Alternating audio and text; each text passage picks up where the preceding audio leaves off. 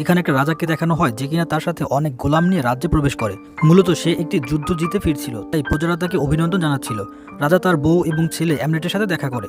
AMOLED ছোট একটা বাচ্চা, ততটা শক্তিশালী না। রাজা যে গুপ্তধন হাসিল করেছিল তার থেকে একটি লকেট বের করে সে তার ছেলের গলায় পরিয়ে দেয়। তারপর আমরা রাজার ভাইকে দেখতে পাই, যার নাম হচ্ছে ফিওলার। ফিওলার খুবই শক্তিশালী এবং বুদ্ধিমান যোদ্ধা। সে সব যুদ্ধে রাজার সাথে ছিল, সে বীরের মতো যুদ্ধ করে, তাই গুপ্তধনে তারও একটা অংশ ছিল। রাতে রাজা রানীকে বলে যে এই যুদ্ধে আমি গুরুতর আহত হয়েছি, তাই আমি সিদ্ধান্ত নিয়েছি যে আমি আমার ছেলে অ্যামলেটকে রাজা ঘোষণা করে দিব। রানী বলে যে এমনটা করো না, কারণ ও খুব ছোট এবং দুর্বল।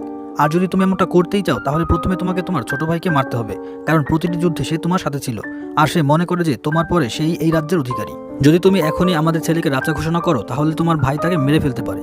রাজা জানতো যে তার স্ত্রী যা বলছে তা একদমই ঠিক, তাই সে তার ছেলেকে নিয়ে তার পুস্তানি মন্দিরে যায়, যা অনেক দূরে অবস্থিত। সেখানে ছোট ছোট টানেলের মতো রাস্তা আছে। রাজা অ্যামলেটকে বলে যে একসময় আমার বাবাও আমাকে এখানে নিয়ে আসতো।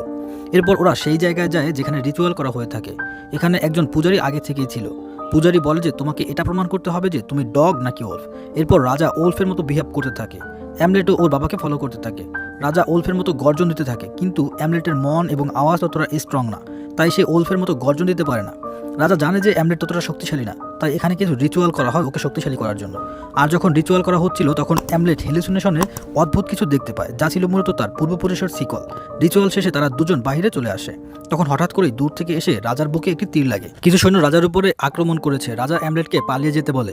অ্যামলেট তখন লুকিয়ে লুকিয়ে সবকিছু দেখছিল। ওখানে তার কাকা ফিওলার ছিল।